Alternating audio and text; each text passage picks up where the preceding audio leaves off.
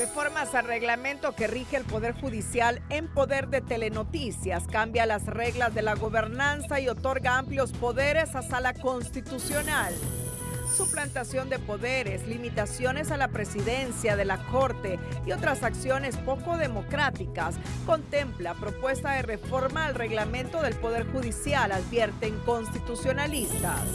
Honduras sigue estancada en la lucha contra la corrupción y se ubica entre los 4 países más corruptos de América Latina, revela informe de Transparencia Internacional. Gobierno reacciona molesto por informe de Transparencia Internacional. Los acusa de ONGistas sesgados, pero analistas le piden menos discurso y más acción. Sepultan en Atima, Santa Bárbara, los restos del comunicador social Luis Teruel en medio de reclamos de justicia. El ministro del Ambiente dice que la cárcel de máxima seguridad en las Islas del Cisne será temporal y ambientalistas cuestionan millonaria inversión e impacto ambiental. La justicia argentina declara inconstitucional la reforma laboral de Milei y en México una investigación liga al cártel de Sinaloa con el financiamiento de la campaña política de AMLO. Este es su noticiero TN5 Estelar con Renato Álvarez y Cristina Rodríguez.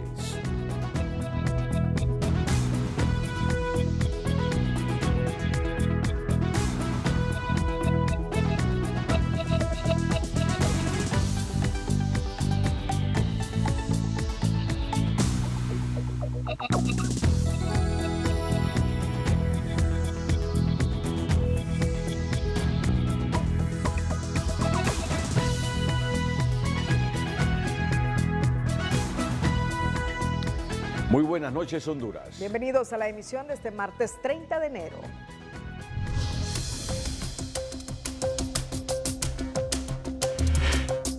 El reglamento interno de la Corte Suprema de Justicia sufrió en febrero de 2023 una reforma por adición orientada a democratizar la gobernanza en ese poder del Estado, definir la conformación de las salas y su rotación cada año por orden de precedencia. Telenoticias tuvo acceso al acta en donde se aprobaron esas reformas que hoy empiezan a generar polémica ante la pretensión de la presidenta del Poder Judicial de aprobar una nueva reforma que cambiaría la forma de gobernar en ese poder judicial. El 17 de febrero de 2023, el Pleno de la Corte Suprema de Justicia, recién electo, procedió a reformar el reglamento interior de la Corte Suprema de Justicia para un mejor funcionamiento, según propuso la magistrada Odalis Nájera, acción que fue acuerpada por sus compañeros, según consta en acta en poder de Telenoticias. Esta reforma vigente desde entonces estipula en su artículo 5 lo siguiente: exceptuando a la presidencia, el orden de precedencia se establecerá de conformidad a la forma en que hayan sido electos por el Congreso Nacional. En caso de ausencia, excusa o recusación de la presidenta o presidente del Poder Judicial, este será sustituido por quien haya sido aprobado por el Pleno de Magistrados. Luego, en su artículo 6, en el inciso 15, indica: aprobar por 3/4 partes de sus integrantes un listado de magistrados integrantes no menor de 6 para los plenos de la Corte Suprema de Justicia, los que serán escogidos del último listado de candidatos propuestos al Congreso Nacional por la Junta Nominadora, quienes serán llamados a integrar en orden sucesivo y rotatorio al Pleno, pero excepcionalmente a las distintas salas de la Corte Suprema de Justicia. En caso de requerirse magistrados integrantes fuera del listado aprobado, se hará el llamamiento a integrar el Pleno de un segundo orden establecido en los mismos términos del párrafo anterior. También acuerda en su inciso 17 regular por las 3/4 partes de sus miembros cualquier aspecto sobre los períodos de prueba de los funcionarios y servidores judiciales que hayan aprobado evaluaciones y o concursos para acceder a la función judicial. En este artículo, el inciso 17 no contó con el acompañamiento de los magistrados Rubenia Galeano, Sonia Marlina Dubón, Francisca Villela y Roy Pineda, quienes emitieron su voto disidente a ese inciso, señala el acta en poder de Telenoticias.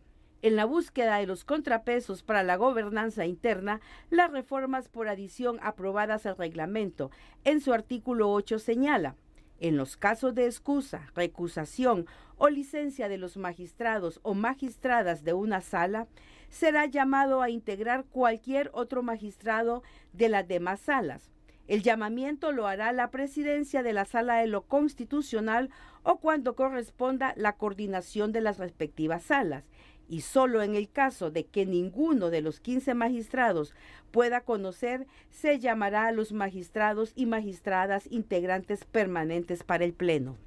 En su artículo 16 determina el reglamento lo siguiente: los integrantes de la sala serán determinados por el Pleno de la Corte Suprema y tendrán una presidencia o coordinación de sala, cargo que será ejercido de forma rotatoria 1 año por cada miembro que integra la sala, no pudiendo repetir ninguno hasta que todos sus miembros hayan ejercido ese puesto.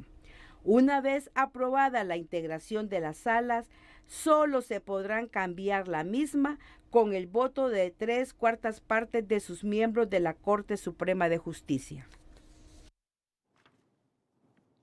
Bueno, vamos a narrar, y ya comenzamos a hacerlo de manera cronológica, qué sucedió después de que el Congreso Nacional de la República eligiera a los 15 magistrados de la actual Corte Suprema de Justicia. Como ustedes lo pueden ver en este momento, y espero que la producción, por favor, sea coherente con lo que estoy mostrando y nuestros cámaras estén atentos a los que estoy mostrando. Aquí tenemos el acta donde la magistrada Odalis Aleida Nájera Medina propone 2 mociones. La primera, aprobar una reforma al reglamento interior de la Corte Suprema de Justicia para el mejor funcionamiento del Pleno. Y segundo, que en este momento se apruebe la integración de las distintas salas. Justamente es lo que ha resumido la periodista Telma Mejía. Esta es el acta 02-2023 del viernes 17 de febrero de 2023, siendo las 2 de la mañana en punto y reunidos los magistrados y magistradas de la Corte Suprema de Justicia en forma presencial en el orden siguiente. Y aquí vienen: Rebeca Lisette Raquel Obando, presidenta; Luis Fernando Padilla Castellanos; Wagner Vallecillo Paredes; Sonia Marlina Dubón Villeda; Gaudí Alejandra Bustillo Martínez; Milton Danilo Jiménez Puerto; Mario Rolando Díaz Flores; Anibelinda Ochoa Medrano; Odalis Aleida Nájera Medina; Rubenia Esperanza; Galeano Barralaga; Isbela Bustillo Hernández; Nelson Danilo Mairena; Franco Roy Pineda Castro; Walter Raúl Miranda Sabio y Francisca Villeda Zavala. Y se proponen reformas inclusivas y hasta democráticas a nivel de reglamento interno de la Corte Suprema de Justicia, que justamente es lo que ha leído de manera cronológica la periodista Telma Mejía. Pero ¿qué ha ocurrido ahora? Viene la contrarreforma. ¿Por qué? Eso es lo que ustedes escucharán en los próximos minutos. La propuesta de reforma del reglamento del Poder Judicial que intenta ser introducida a aprobación del Pleno otorga amplios poderes a la presidencia de la Sala Constitucional, cuya titular quedaría de forma permanente por 7 años. Es decir, la reforma que se pretende introducir y discutir a nivel del Pleno de Magistrados permite que la presidencia de la Sala Constitucional quede de forma permanente por 7 años, igual a la presidenta de la Corte Suprema de Justicia.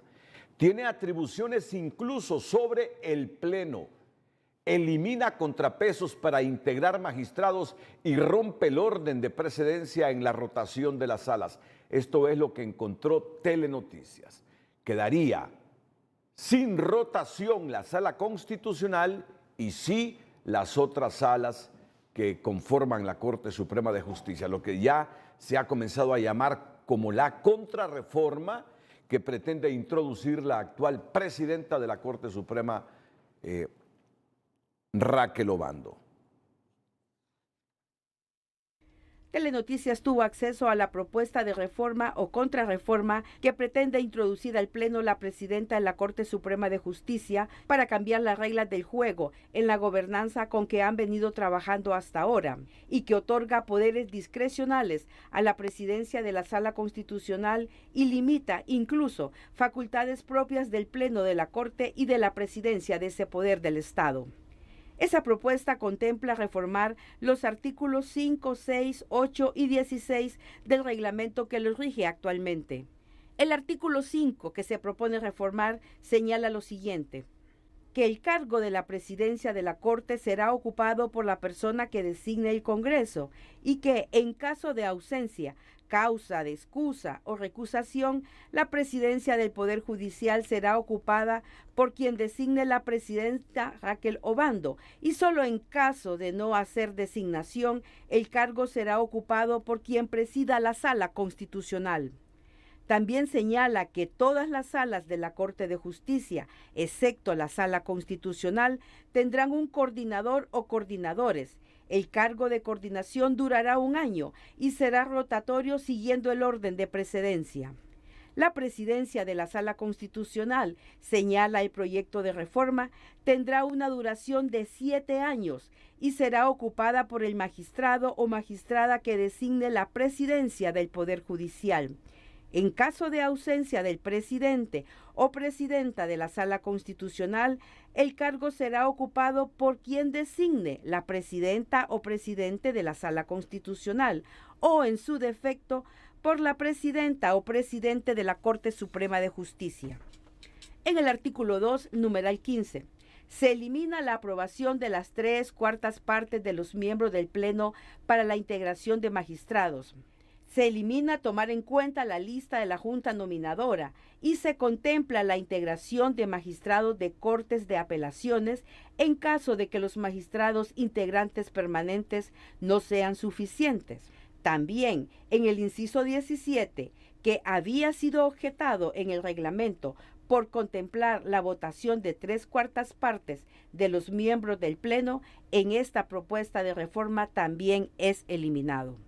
El artículo 8, referido a la integración de las salas cuando se produzca la ausencia, excusa, recusación, licencia o cualquier causa de ausencia de los magistrados, se mantiene igual a lo estipulado en el primer párrafo del reglamento vigente, pero se le agrega una colita que dice: para integrar el Pleno, si no se alcanza el número de 14 magistrados y magistradas propietarias, la presidencia de la Corte convocará a los magistrados integrantes permanentes que sean necesarios, y si eso no se logra, la presidencia llamará a magistrados de Cortes de Apelaciones. En el artículo 16 de reforma propuesto, se establece la conformación de las salas de la Corte en sala constitucional, civil, penal, laboral, contencioso administrativo. Y aquí se indica que la presidenta designará quien preside la sala constitucional por 7 años. Elimina lo estipulado en el reglamento vigente en el sentido que una vez aprobada la integración de las salas, solo se podrán cambiar la misma con el voto de 3/4 partes de sus miembros de la Corte Suprema de Justicia. Asimismo, deroga 2 artículos transitorios aprobados relacionados con los derechos adquiridos de los servidores y los acuerdos de nombramiento una vez cumplido el periodo de prueba. Y aquí Telenoticias muestra el proyecto de contrarreforma que pretende ser introducido a debate y aprobación en el Pleno de Magistrados de la Corte Suprema de Justicia. A propósito, les anticipo que un grupo de inminentes y de destacados abogados estará este miércoles analizando esto en frente a frente. Bueno, el proyecto de reforma al reglamento vigente del Poder Judicial que piensa introducir la Presidenta de la Corte de Justicia para cambiar la forma de rotación de las salas en poder de Telenoticias, es considerado por estudiosos de la Constitución como una suplantación de poderes asignados a la titular de la Corte, además de dar superpoderes a la Sala Constitucional por encima del Pleno.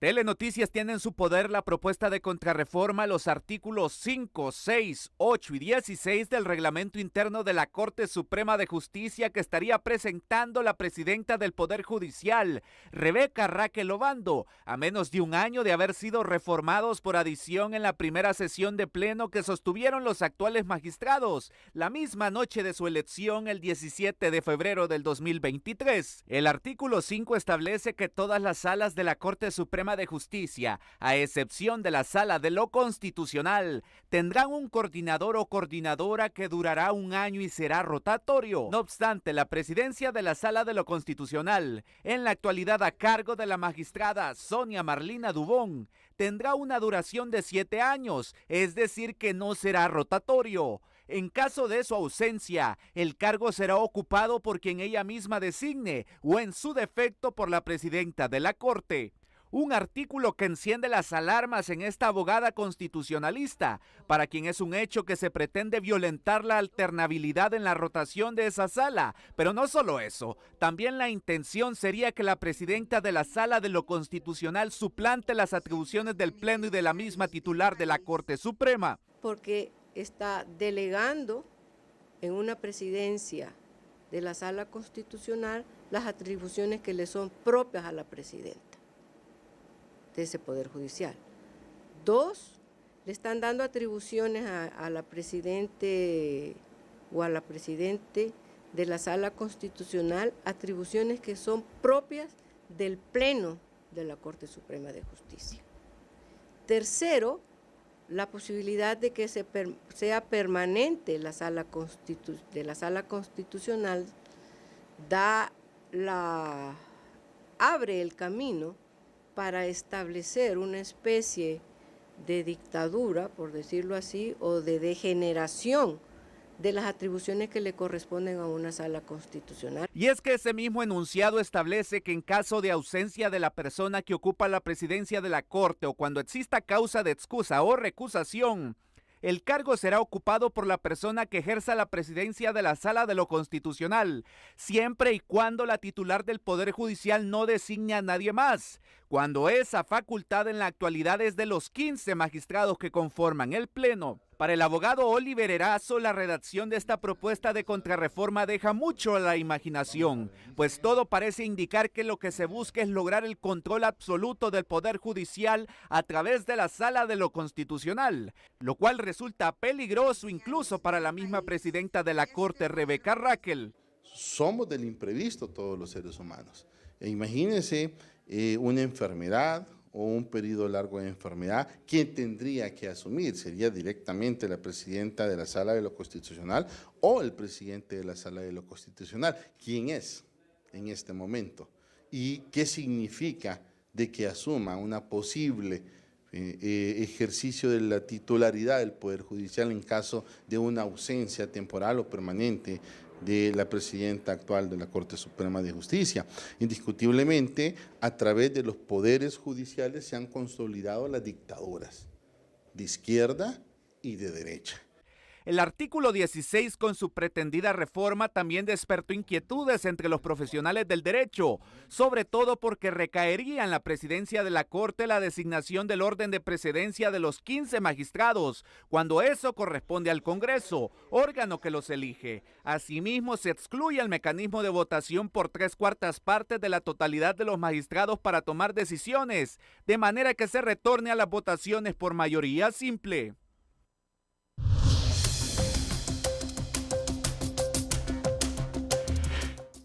Miren, y es nuestra mística aquí en TN5 Estelar y en Televicentro que los papeles hablan.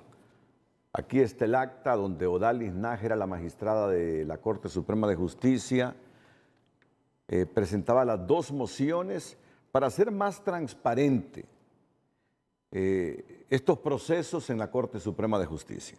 Aquí tenemos la firma de todos los magistrados, quien la secundó cuando presentó las dos mociones, aprobar una reforma al reglamento interior de la Corte Suprema de Justicia para el mejor funcionamiento del Pleno, y que en ese momento se aprobara la integración de las distintas salas.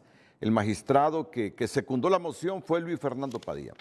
Aquí tenemos todos los detalles de esa sesión. Aquí tenemos todos los detalles de esa reunión. O sea que es difícil, muy difícil refutar esto. Y además, los papeles hablan, digo, ¿verdad? Aquí tenemos el proyecto que se pretende presentar para hacer la contrarreforma. Ahora, si se arrepienten los magistrados, eso será otra cosa. Pero hasta el momento, esto es lo que parece quieren hacer. Si en las próximas horas se arrepienten por el bien de la democracia, la independencia de poderes, aunque sean complementarios entre sí, la transparencia, es eso otra cosa que agradecería la democracia hondureña, demasiado acicateada por los intereses políticos, demasiado golpeada por los intereses políticos cada 4 años. Vamos a la primera pausa comercial, pero antes tenemos una reacción, Cristina. Mediante un comunicado de prensa, el Partido Nacional advirtió que el Partido Libre pretende eliminar las rotaciones de las salas del Poder Judicial, contradiciendo lo que establece la Constitución y las normativas internas de esa institución. En ese sentido, recuerdan que el artículo 16 del reglamento interno de la Corte Suprema establece la obligatoriedad de la rotación de la presidencia de las distintas salas que forman el Poder Judicial. Señalan que probablemente la intención del Libre de no rotar la presidencia de la Sala de lo Constitucional sea frenar cualquier recurso legal que se pretende y que afecte las acciones ilegales del gobierno, especialmente lo que tiene que ver con el proceso electoral de 2025. De tal manera, instaron a los magistrados de la Corte Suprema de Justicia a no sucumbir a las tentaciones o presiones para torcer o violentar la ley, pues las rotaciones deben producirse el 17 de febrero. Sí, pero andan un poco desfasados los nacionalistas en eso, ¿no? Las rotaciones van para todas las salas a excepción de la sala constitucional. Eso es lo que pretende la contrarreforma. La rotación en todas las otras salas menos en la constitucional. Andan un poco desfasados, desinformados los nacionalistas en este aspecto. Vamos a la primera pausa comercial. Cuando regresemos, Honduras en 4º lugar entre los países con la percepción de ser de los más corruptos de Latinoamérica según Transparencia Internacional. Nos duele en el alma estas noticias, pero las cosas son como son. Fueron cuando Juan Orlando Hernández y siguen siendo así. Es el país con mayor, o es el 4º con mayor percepción de corrupción en América Latina. Atentos a esta noticia.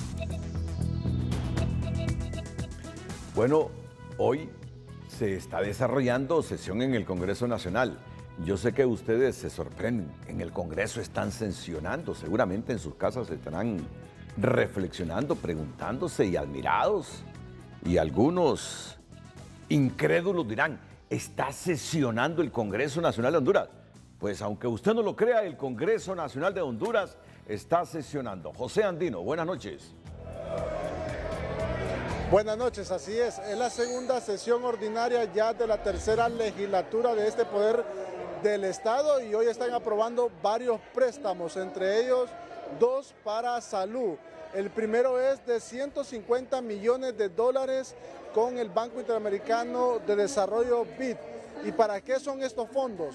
Es para la construcción de 2 hospitales de traumatología, uno en el Distrito Central y otro en San Pedro Sula. Asimismo también para la reconstrucción del hospital de Roatán. Para esto son $150 millones y ya fue aprobado aquí en la Cámara Legislativa con 100 votos a favor, acompañando todas las bancadas de este Congreso Nacional, incluidos también la bancada del Partido Nacional. El segundo préstamo que se está aprobando y que está por aprobarse ahorita es de $60 millones con el Banco Mundial y es para salud también, de servicios especiales para salud y preparación ante emergencias. $60 millones que se estarían aprobando en este momento con la Asociación Internacional de Fomento del Banco Mundial. Y otro de los préstamos que se estaría discutiendo y aprobando también hoy es con el Registro Nacional de las Personas y el Banco Mundial. Esto es de $40 millones para el programa de identificación de menores, y estos fondos, hay que mencionarlo, serán administrados por el Programa de las Naciones Unidas para el Desarrollo. Este es un nuevo programa que estaría ya implementando en los próximos días el Registro Nacional de las Personas. Asimismo, también se ha introducido esta noche 3 amnistías: la amnistía municipal, una para el Seguro Social y la otra para la ampliación por 1 año de la amnistía migratoria. Estas 3 amnistías se han turnado el proyecto ya a la Comisión de Presupuesto, que está listando el dictamen y que se espera sea sometido esta noche aquí en el Congreso Nacional para ser aprobado. Estos ya son los avances que se han llevado a cabo en esta segunda sesión ordinaria ya de la tercera legislatura, licenciado. Así rápidamente se han producido ahí la elección de segundo grado de ciertos cargos de la institucionalidad hondureña, ¿o no está contemplado en la agenda para esta noche? Se esperaba que estaba incluido en la agenda para esta noche, pero ya han mencionado varios diputados que se estarían realizando esta elección para el próximo jueves en una sesión ordinaria también aquí en el Congreso Nacional. Así que esta noche no habrá elección de segundo grado de altos funcionarios aquí en el Congreso Nacional. Muchas gracias. José Andino estará en el transcurso de lo que resta de esta emisión noticiosa para informarnos de cualquier elemento noticioso impactante, de última hora, de interés público para los hondureños. Atentos. Vamos a una nueva pausa comercial. Cuando regresemos, Honduras en 4º lugar entre los países con mayor percepción de corrupción en Latinoamérica, según Transparencia Internacional. Y además, hoy la Asociación de Tortilleros nos ha amenazado, Cristina, y preocúpate porque a ti te perjudica, que la unidad de tortilla podría incrementarse entre 10 y 20 centavos. Y no porque se incremente el quintal de la harina.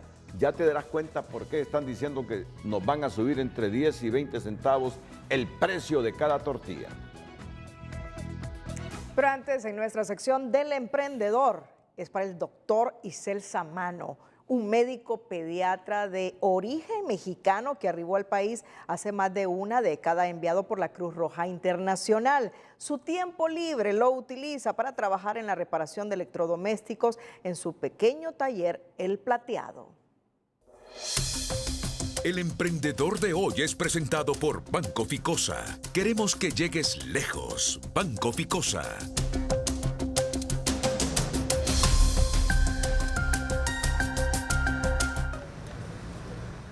Él es el doctor Isel Samano, un hombre humilde de origen mexicano, quien en sus días libres se dedica a la reparación de aparatos eléctricos con el valor agregado de ser especialista en el cuidado de niños. Podemos reparar cualquier aparato electrónico, específicamente una plasma, un ventilador, un taladro, un micro.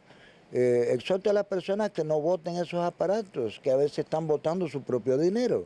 Nada le asusta cuando se trata de reparar un plasma, pues posee los conocimientos que adquirió en Nueva York, estado donde también trabajó en la medicina. A veces me toca ir al quirófano a hacer una pequeña cirugía, otras veces pues atiendo un herido que ya viene, atiendo cualquier persona en lo que es medicina general.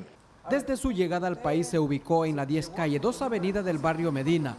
Bajo esta galera hace su salario extra, con el fin de aprovechar el limitado tiempo que tiene, porque labora 3 días a la semana. Me siento orgulloso, la verdad, de mis clientes, y todos los días llegan varios nuevos y se sienten agradados de la atención.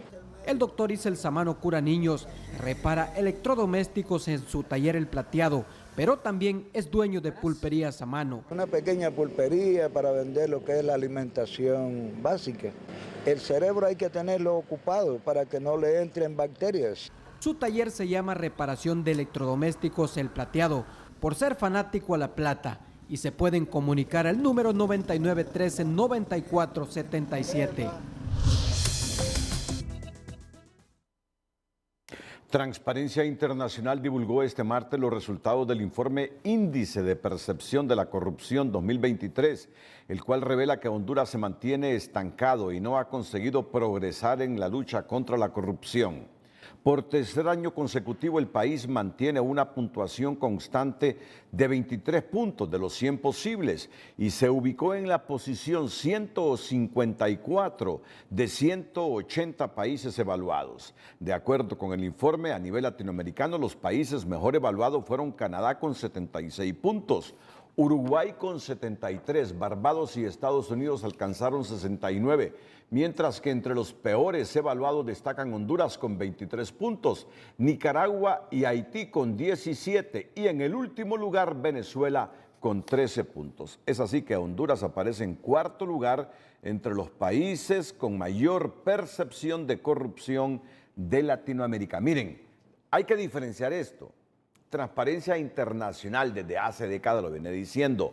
No afirma que es el más corrupto, solo dice que es el país con mayor percepción de corrupción, porque estas son encuestas. Es decir, las personas que participan en las encuestas creen, perciben que hay mucha corrupción. No afirma transparencia, ese es el país más corrupto, no es absoluto. Solo es la percepción de corrupción que existe entre los encuestados que este es uno de los países más corruptos. Y en este último informe aparece como el cuarto con mayor percepción de corrupción en América Latina. En Centroamérica, Nicaragua con 17 puntos es el país con la percepción de corrupción más elevada, únicamente superado por Honduras y Guatemala. Por otro lado, Costa Rica con 55 puntos se coloca como el país más transparente de la región.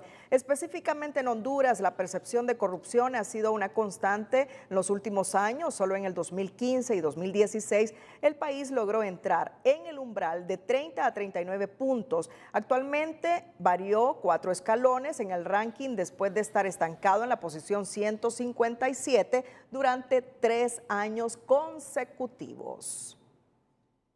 El último informe de percepción de corrupción de Transparencia Internacional sigue reprobando a Honduras y la ubica entre los 4 países más corruptos de América Latina. Advierte el cierre de espacios cívicos, los ataques a la prensa y la elección irregular de los fiscales interinos del Ministerio Público. Desde el gobierno rechazan ese informe, dicen que está sesgado y que ellos están trabajando de forma transparente. Nadie puede negar que vamos por el camino correcto contra la corrupción y haciendo patria. Sin embargo, los datos revelados este martes por Transparencia Internacional, que posicionan a Honduras entre los 4 países de Latinoamérica con el mayor índice de percepción de corrupción, contradicen la versión de la presidenta hondureña. Para este abogado, el gobierno debe avanzar pasando del discurso a la acción. Se han creado políticas que la ENTA que tiene, que es esta Estrategia Nacional de Transparencia y Lucha contra la Corrupción de la Secretaría de Transparencia, que no se le ha dado celeridad desde el Consejo de Ministros.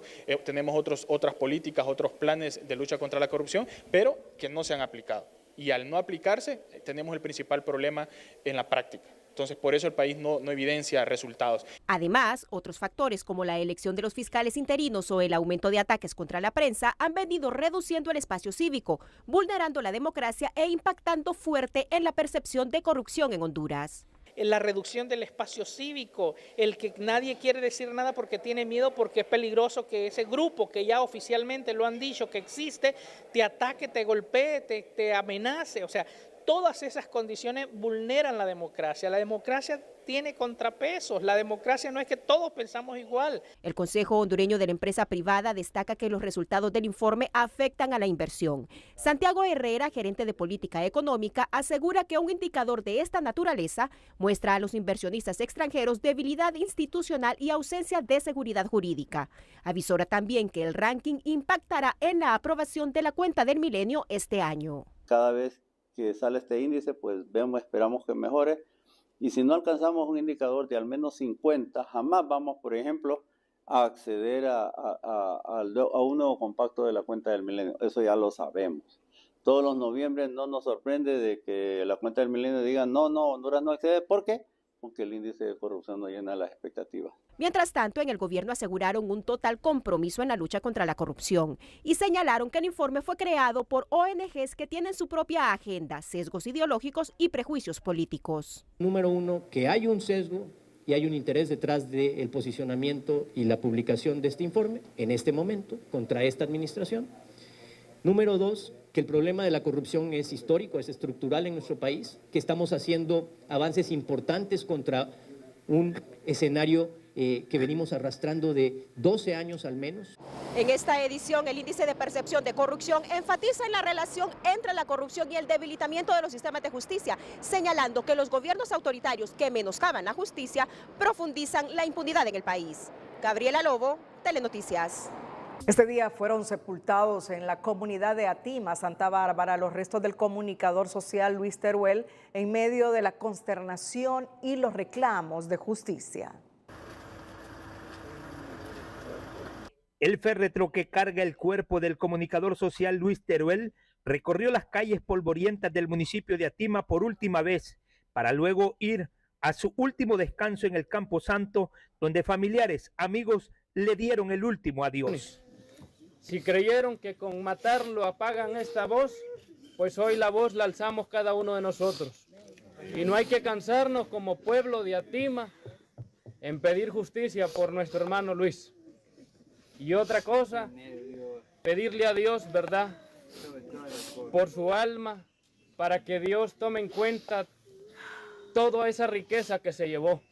Y la riqueza que él se llevó fue cuántas veces auxilió a ese pobre que lo necesitaba, a esa persona necesitada, esa persona a la que sirvió, es la riqueza que hoy esta alma se ha llevado para Dios. El director del canal Pencaligüe, donde él laboraba, lo recordó por su trabajo y entrega en la parte social con los más necesitados. Por ir a dejar ayuda. Si les menciono ayudas que fuimos a dejar, fueron muchas. Pero hicimos dos muy importantes en las que, como decía mi papá, a veces hasta me molestaba porque yo no arrancaba rápido. Y fueron dos viviendas que, más que ser yo, porque era el del canal, porque soy el dueño del canal, era él el que anduvo haciendo las gestiones en pedir una varilla de hierro, en ir a traer una piedra. En algún momento hasta nos criticaron porque anduvimos recolectando las piedras por ahí en un sector, porque se hablaba de que, nosotros mismos hablábamos de que se eliminara la extracción de piedra ahí. El pueblo de Atima, Santa Bárbara, amigos, familiares, despidieron a Luis Teruel entre llanto, pero también exigiendo justicia, porque han apagado una voz, pero no han apagado la petición y el clamor de un pueblo entero. Desde Atima, en Santa Bárbara, Edward Fernández, Telenoticias. Otra mujer muere víctima de la ola de violencia que azota al país en los últimos días. Se trata de la señora Hermelinda Bonilla, de 43 años, a quien desconocidos le quitaron la vida de varios impactos de bala en el barrio Buenos Aires de Trujillo, Colón. La ahora occisa era una ama de casa originaria del Progreso Lloro y hasta el momento se desconoce el móvil del suceso, así como la identidad del hechor. El cadáver de un recién nacido fue exhumado este día por las autoridades en el patio de una casa ubicada en la aldea San Andrés de Minas del municipio La Unión, en el departamento de Copán. Detalles de la policía indica que recibieron el reporte de parte de la hermana mayor del recién nacido, que relató cómo su madre estranguló al niño y luego lo enterró. El cuerpecito del bebé, con unas 48 horas del fallecido, fue llevado hasta la morgue de San Pedro Sula mientras avanzan las investigaciones en contra de la madre, que es la principal sospechosa de este horrendo crimen. Un juez en materia de criminalidad organizada y corrupción dictó auto de formal procesamiento y prisión preventiva en la causa instruida para 9 privadas de libertad, integrantes de la pandilla 18, presuntas responsables de los delitos de asociación para delinquir, asesinato, asesinato en su grado de ejecución de tentativa inacabada, incendio cualificado, porte ilegal de armas de fuego prohibidas y permitida en perjuicio de otros derechos fundamentales, en perjuicio de 46 mujeres privadas de libertad, la seguridad colectiva y el orden público, hechos ocurridos el 20 de junio de 2023 en el interior de la Penitenciaría Nacional Femenina de Adaptación Social. La Fiscalía Especial de Delitos contra la Vida acreditó el mínimo indicio requerido para que se dictara el auto de formal procesamiento y la prisión preventiva que las acusadas cumplirán en el Centro Penal de Moroselí, El Paraíso. Auto de formal procesamiento contra 9 privadas de libertad implicadas en la matanza de 46 mujeres en la cárcel femenina de Támara. En otra temática de interés público, porque ha sido un tema de interés público, la construcción del centro penitenciario o cárcel de máxima seguridad, como le llaman otros en las Islas del Cisne, sigue generando polémica. Hoy, el secretario del Ambiente reiteró en un intenso debate con ambientalistas opositores al proyecto que este no se detiene y que será temporal. No se detiene el proyecto de construcción de la cárcel en las Islas del Cisne, pero aseguró que será temporal. Mientras los estudiosos del tema se preguntan a qué costo será esa temporalidad que traerá consigo un fuerte impacto ambiental. Los ambientalistas insisten que la construcción de la cárcel en las Islas del Cisne es una decisión donde la medicina podría ser más cara que la enfermedad, por el impacto ambiental y por lo oneroso del proyecto. Creemos que en tierra firme hay suficientes alternativas, probablemente más de 10 opciones, inclusive la coalición donde están aglutinados muchos colegios profesionales, podemos colaborar con el Estado para seleccionar sitios. Según René Soto, las proyecciones de costos del proyecto lo elevan a $80 millones, con una capacidad para 2.000 internos, 10 millones más que la megacárcel construida en El Salvador por el presidente Nayib Bukele, con capacidad para 40.000 reos. El secretario de Medio Ambiente, Luqui Medina, asegura que el proceso avanza y se está a la espera de los resultados de estudios ambientales y que se trata de un proyecto temporal. De hecho, es una medida de emergencia, pero además es de seguridad nacional y es una medida temporal, precisamente porque la aspiración es a resolver el problema de la seguridad, es devolverle la tranquilidad, devolverle la paz al pueblo hondureño. En el gobierno parecen cerrar filas con la construcción de la cárcel en la Isla Grande. El comandante de la Policía Militar argumenta que desde el punto de vista de la seguridad, el proyecto es necesario porque actualmente donde se construyen centros penales, sus alrededores son corredores de narcotráfico y de todo tipo de redes criminales. Desde Chamelecón hasta Ilama y todavía Santa Bárbara es controlado por organizaciones criminales. Compraron y sacaron mucha gente que estaba en la ruta para ellos mantenerse cerca de los familiares que tenían ahí. ¿Y usted cree que fue voluntario? Entonces, ¿por qué me refiero a esto? Lo mismo sucede en La Tolva, en Siria y en cualquier otro lugar. Entonces, ¿vamos a seguir contaminando las ciudades nosotros con este tipo de construcciones? Démonos la oportunidad de poder ver el funcionamiento. No va a ser eterno esto. Esto no va a ser un eterno, no es una cárcel de por vida. Si es temporal, entonces la inversión no se justifica, considera este experto en diseño y construcción de centros penales. Y que me digan a mí que no va a impactar la isla y que solo medianamente con las medidas de mitigación que ellos van a hacer se va a evitar, no creo que sea cierto. Algunos biólogos han proyectado escenarios, por ejemplo, si fuesen 4.000 personas entre internos, seguridad y personal administrativo que se instalarán en la Isla del Cisne, por día serían 4.000 libras de excretas, 20.000 libras de residuos sólidos, 20.000 galones de agua residuales. Entonces se preguntan, ¿hay respuesta para manejar esa realidad?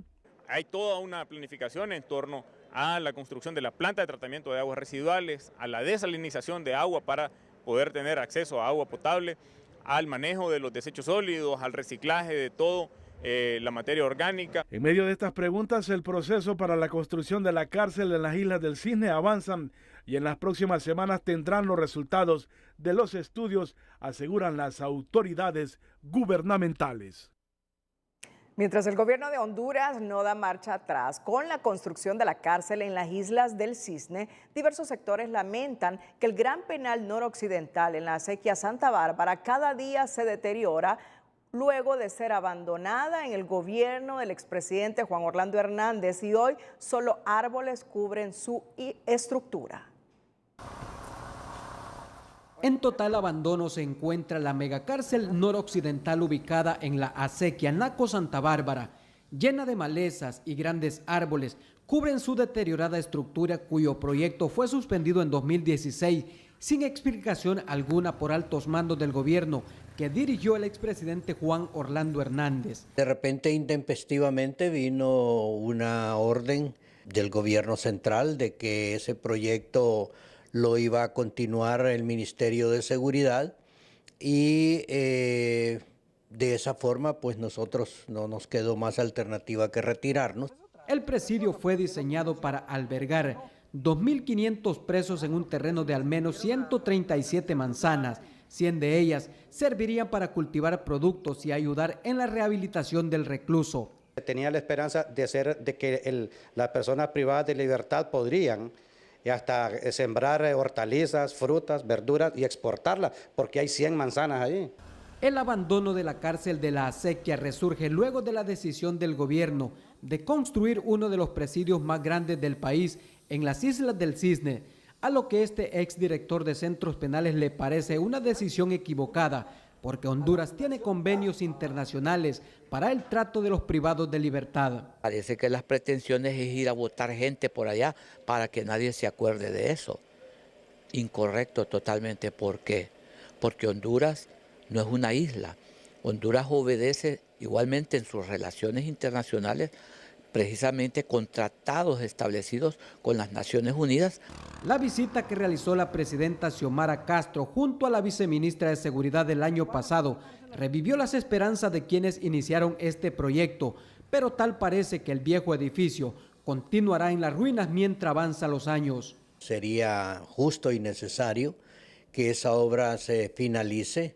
Esa es una obra que puede dar un muy buen servicio en este momento porque es una cárcel para baja y mediana seguridad, ¿no? El proyecto del Centro Penal de La Acequia surge a raíz de la tragedia que ocurrió en la cárcel de San Pedro Sula, donde murieron 117 presos. La iniciativa fue por parte de Monseñor Rómulo Emiliani en el gobierno del expresidente Ricardo Maduro y con el paso del tiempo todos los mandatarios han ignorado la obra. Orlin Martínez, Telenoticias. Atentos porque en unos minutos les tendremos más detalles sobre el aseguramiento de una plantación de hojas de coca y laboratorio rústico de procesamiento en Iriona, Colón. Mira que desafortunadamente en el país ya estamos produciendo este tipo de drogas, ¿no? Lamentablemente. Renato, sí. Lamentablemente. Pero antes de darles más detalles de esta noticia y otra que les anticipamos hace algunos minutos, que la Asociación de Tortilleros ha advertido que viene un incremento entre 10 y 20 centavos a la unidad de tortilla. Antes de dar a conocer más elementos de esta noticia que hemos avanzado, les tenemos otra. Un juez de privación de dominio declaró sin lugar la medida de privación de dominio sobre los bienes del jefe de la Policía Nacional, Héctor Iván Mejía. Los bienes que se pretendía incautar eran 4 vehículos y 7 productos financieros que fueron documentados por el Ministerio Público. Según el juez del caso, hubo una insuficiencia probatoria por parte del ente acusador del Estado y, por tanto, no se autorizó la medida sobre los inmuebles. Al mismo tiempo se fijó la lectura de la sentencia en el caso contra el oficial retirado por un irregular aumento en su patrimonio desde el año de 2015. En el 2023 a Mejía se le incautaron 13 bienes inmuebles, al menos 7 millones de lempiras, un terreno en la aldea de Latillo de Tegucigalpa, 4 vehículos y 6 cuentas bancarias. Es así que, según informa el medio digital 24/7 del periodista Carlos Martínez, sin lugar privación de dominio sobre bienes del jefe de policía Héctor Iván Mejía. Hubo insuficiencia probatoria de parte del Ministerio Público, revela la información. Tal como lo anticipaba Renato, el incremento en el precio de la tortilla oscilará entre 10 y 20 centavos por unidad y entrará en vigencia a partir del próximo sábado. El gobierno reitera que no hay justificación porque existe un compromiso con los harineros y anuncia sanciones para quienes incrementen el precio de ese producto estratégico, fundamental para la alimentación y la canasta básica familiar. Economía Hoy es presentada por Banco de Occidente. Abra hoy su cuenta de ahorros en Banco de Occidente porque cuando se trata de sus proyectos, sabemos que para usted cada paso cuenta. Este martes, el presidente de la Asociación de la Industria de la Tortilla, Carlos Serna, confirmó un nuevo golpe al bolsillo de los consumidores al anunciar un incremento al precio de la tortilla que oscilará entre los 10 y 20 centavos por unidad, no porque aumentó el valor de la harina, sino por el aumento al gas LPG. En reunión de junta directiva, definitivamente ya acordamos que sí va el aumento de la tortilla, lo único que no hemos llegado a conclusión de cuánto será, pero sí, sale la tortilla, va a salir ya aumentada con nuevo precio a partir del próximo sábado. Ya no está en nuestras manos. Se lo dejamos en manos del gobierno. El ministro Cerrato fue tajante que dijo que no era posible el subsidio al LPG. Para el secretario de Desarrollo Económico, Freddy Cerrato, no se justifica el incremento porque existe un compromiso de parte de los harineros de mantener los precios durante el 2024. A quien realmente no cumpla con estas indicaciones, le vamos a poner multas severas que le va a salir más caro que obtener utilidades a base del sacrificio del pueblo, lo que van a tener que atenerse a las consecuencias de los pagos.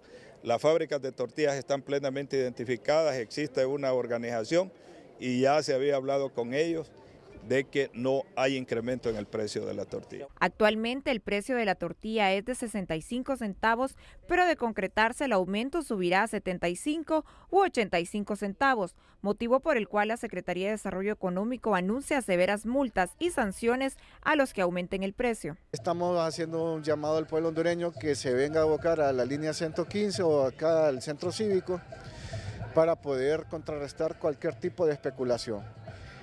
A los presidentes de las asociaciones de las tortillas les hago un llamado enérgico que se tranquilicen, porque no quiero mandarlos al Ministerio Público. Aunque las autoridades de desarrollo económico insisten que el incremento no es justificado, las asociaciones de tortilla dicen con certeza que los precios de los insumos se han disparado y no pueden asumir pérdidas.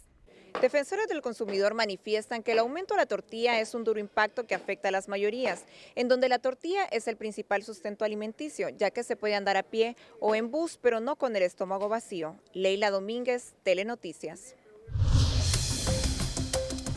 En una operación antidrogas, especialistas localizan y aseguran cultivo de supuesta hoja de coca y un laboratorio rústico en la zona montañosa de la comunidad de Icotea, Siriona, Colón. El cultivo consta de 8 manzanas de tierra sembradas con 56,000 arbustos de hoja de coca. Este cultivo ilícito de 56,000 arbustos cuentan con una altura aproximada de 1.5 a 2 metros de altura, por lo cual se puede destacar que son plantas adultas que se presume han sido utilizadas para la extracción de su alcaloide. El jefe de la recién creada Regional 8 en Colón aseguró que este decomiso es su primer resultado y que continuará combatiendo este tipo de ilícitos. Los juzgados de letras de Tocoa, Colón, notificaron a la corporación municipal de ese municipio la suspensión de un cabildo abierto reprogramado para este 31 de enero, mediante amparo solicitado por el Comité de Bienes Comunes de Tocoa, en el que se socializaría el posible funcionamiento de una planta termoeléctrica que generará 25 megas de energía y con ello acabar con los apagones en dicho municipio. Los solicitantes aducen que el 9 de diciembre del 2023 en Asamblea Popular se determinó un rechazo rotundo al proyecto y el alcalde de Tocoa, Adán Funes, no ha querido respetar ese veredicto. Las autoridades edilicias aseguran que el cabildo abierto no se realizó por diversos hechos dentro del recinto. La alcaldía de Tocoa decidió volver a hacer el cabildo y ello generó el rechazo de la población y los grupos defensores de los territorios y el ambiente en la zona, obligando a un juez a emitir una orden judicial para suspender la realización del cabildo en un conflicto que aún no termina. El comisionado presidente de CONATEL firmó este martes 2 contratos de adjudicación de licitación pública internacional con los consorcios Innovstir e Ingeniería en Telecomunicaciones y Yetel, relacionados al plan de inversión para el fortalecimiento institucional y ampliación de las capacidades técnicas y logísticas de Conatel, en apego a lo que establece la Ley de Contratación del Estado y su reglamento. Lógicamente, pero son empresas internacionales porque este es un equipo de alta tecnología, no lo producimos nosotros, por supuesto que tiene que traerse del exterior, y hoy firmamos estos contratos para que de inmediato estas empresas ordenen la construcción y el equipo que vamos a adquirir para el monitoreo, para la gestión, para la supervisión, pero también para promover el avance de las telecomunicaciones en nuestro país. La inversión es superior a los 270 millones de lempiras y con esa logística, Conatel proyecta la transformación digital en las telecomunicaciones y acortar la brecha digital para el desarrollo de Honduras, siguiendo el plan de gobierno de la presidenta Xiomara Castro, entre otros objetivos como control, monitoreo y supervisión en tiempo real del espectro radioeléctrico y la ejecución del plan de conectividad de banda ancha.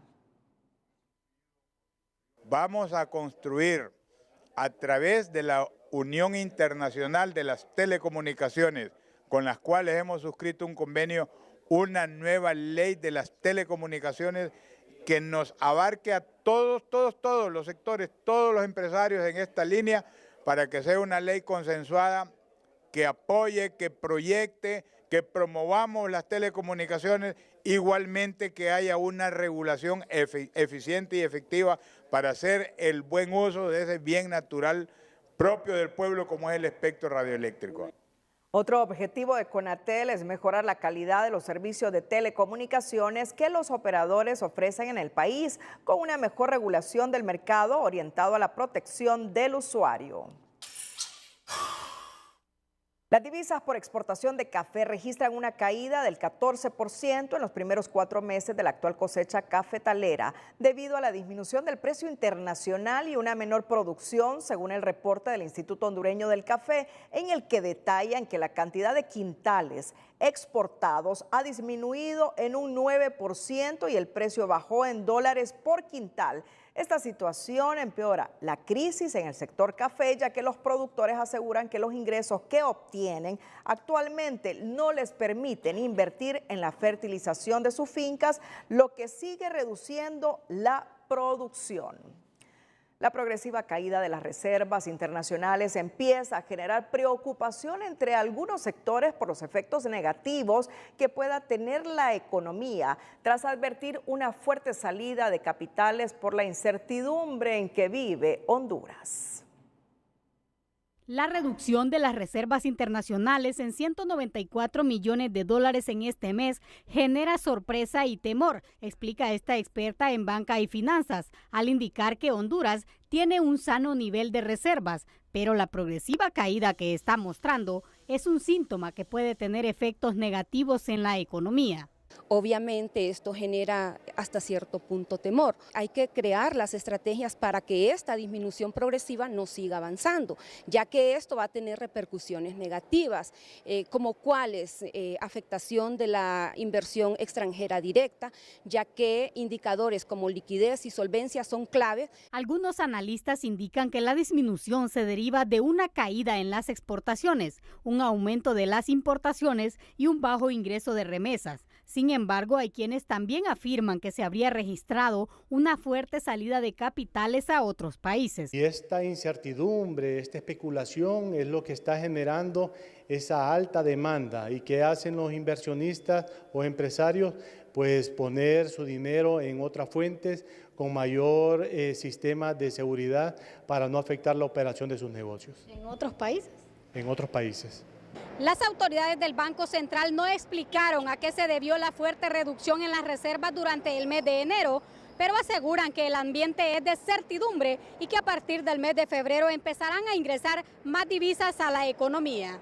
Estaríamos esperando unos meses desde febrero a junio aproximadamente con unos buenos ingresos de divisas. Estamos hablando que son los meses en que ingresa más divisa proveniente de las exportaciones, principalmente café, y también meses en los que se reciben en mayores montos por flujos de remesas familiares. La situación actual refleja que los gobiernos han estado cómodos dependiendo de las remesas familiares, sin hacer mucho esfuerzo por mejorar las exportaciones, pero esto solo indica el fracaso de sus políticas económicas, indica este analista. Son una evidencia muy clara del fracaso de las políticas del sistema económico en general, en el sentido de que estas personas que nos envían remesas son precisamente aquellas que tienen que irse del país porque no hay suficientes oportunidades y generación de empleo para que se queden. Las reservas internacionales netas bajaron de 7.555 a 7.361 millones de dólares este mes, lo que cubre 4.9 meses de importaciones,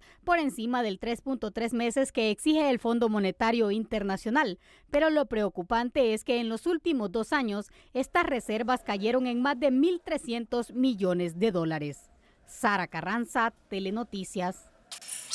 El secretario de Desarrollo Económico, Freddy Cerrato, reconoció que la confrontación con el sector empresarial es lo que más ha afectado el clima de inversión en Honduras. Por lo tanto, considera que de prevalecer el diálogo para lograr un ambiente de armonía entre los dos sectores es lo oportuno. De que lleguemos realmente a tener un clima de armonía con el sector empresarial. Creo que una de las situaciones que más ha afectado el clima de inversión en Honduras ha sido la confrontación. Yo creo que es tiempo de bajarle el tono a esa situación para beneficio del país y para beneficio del pueblo hondureño. ¿Habrá diálogo? ¿El aumento del tema de los mariscos, abogado? Voy a concluir aquí con su pregunta. Creo que tiene que haber diálogo por parte de la Secretaría de Desarrollo Económico. Hemos iniciado una serie de actividades de manera conjunta y creo que el diálogo debe prevalecer. Respecto al posible bloqueo de México al camarón hondureño, Cerrato explicó que no tiene respuesta de las autoridades de ese país, por lo que están analizando enviar una misión oficial con el fin de evitar una demanda ante la Organización Internacional del Comercio. No tenemos una respuesta concreta y entiendo que igual lo ha hecho el canciller, y si no, eso nos va a obligar en este momento a tener que viajar lo antes posible a México para tener una reunión con el canciller y que este invite a la ministra de Economía y abordemos este tema. Como un paso previo, porque no nos gustaría llegar a la OMC para presentar una denuncia por violación del Tratado de Libre Comercio entre Centroamérica y México. El funcionario agregó que constantemente están buscando más mercados para exportar los productos hondureños a través de nuevos tratados de libre comercio.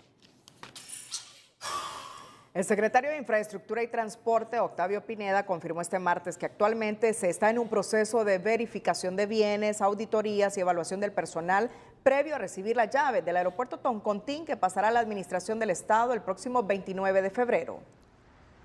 Estamos ya en cotejeamiento del inmueble, ¿verdad? Temas de auditoría, temas de cómo lo estamos recibiendo, evaluación y análisis de personal, cuál personal se queda.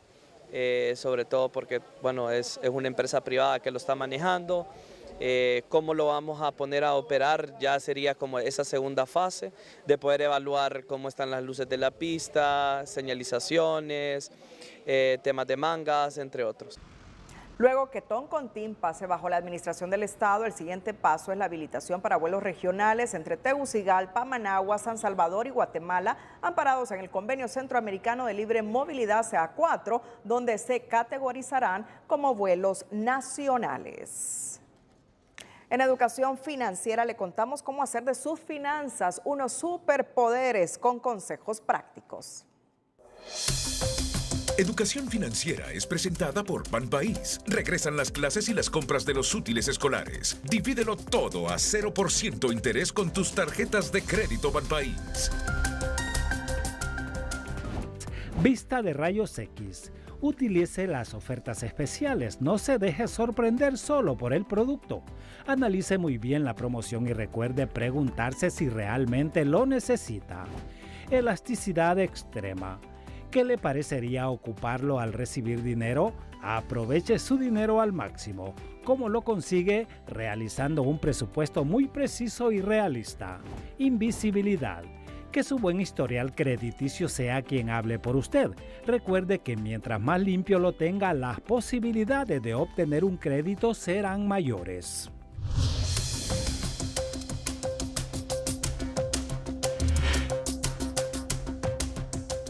Un rápido resumen desde el Congreso Nacional de la República. José Andino. Así es, en este momento ya se lleva a cabo el debate para la aprobación de los 40 millones de dólares para el Registro Nacional de las Personas, fondos que servirán para el programa de identificación de menores. En este momento ya se encuentra el debate y ya están a punto de aprobar este préstamo con el Banco Mundial. Asimismo, también ya fueron aprobados los 2 préstamos para el tema de salud. En suma, los 2 préstamos son 210 millones de dólares y ya esta noche solo estaríamos a la espera de que se introduzca el dictamen para las 3 amnistías, la amnistía municipal, la amnistía para el Seguro Social y asimismo también la ampliación por 1 año de la amnistía migratoria. Esto es lo que está ocurriendo esta noche en el Congreso Nacional. Retorno con ustedes. En una nota aclaratoria, la Universidad Pedagógica Nacional Francisco Morazán desmintió que esa institución académica cerrará sus puertas debido a baja matrícula, tal y como trascendió este día. Al contrario, informa que la institución realizó de forma normal los procesos de admisión y matrícula de estudiantes de primer ingreso y reingreso en todas las carreras y centros universitarios a nivel nacional, que el pasado 28 de enero se realizó un proceso extraordinario de test aptitudinal y sumado a la convocatoria de admisión realizada en diciembre del 2023, en promedio se tienen 4.000 nuevos estudiantes de todo el país para el primer periodo académico, que comienza el 1 de febrero a nivel nacional. Agrega que en el marco de su proceso de reforma trabaja en la creación de nuevas carreras como licenciatura en mecánica automotriz y refrigeración y aire acondicionado. Por tal razón, hace un llamado a los medios de comunicación para que no caigan en la trampa de sectores malintencionados que desde hace algún tiempo pretenden desestabilizar la educación superior en el país. Cerramos la emisión estelar. Gracias a todos por su fiel sintonía. Mira que le he preguntado a varios miembros del Central Ejecutivo si en efecto se produjo la expulsión de Eric Mejía y Crixa Pérez del Partido Liberal. Sí. Lo han negado. Eso. Oficialmente no ha ocurrido eso. Oficialmente no ha ocurrido en esa institución política. Ahora, no descartan que suceda en los próximos días, pero por lo menos hoy no ha sucedido. Bueno, feliz noche. Quiero recalcar esta noticia de tunota.com. Tunota.com. Declaran sin lugar privación de bienes de excomisionado Héctor Iván Mejía. Entre a tunota.com y ahí encuentre esa noticia. El juzgado de privación de dominio de bienes de origen ilícito falló declarando sin lugar la privación de bienes del excomisionado de policía Héctor Iván Mejía Velázquez, quien expresó su satisfacción por la resolución emitida. Lo ha entrevistado Tunota, ahí puede encontrar usted la declaración de este oficial retirado. Buenas noches.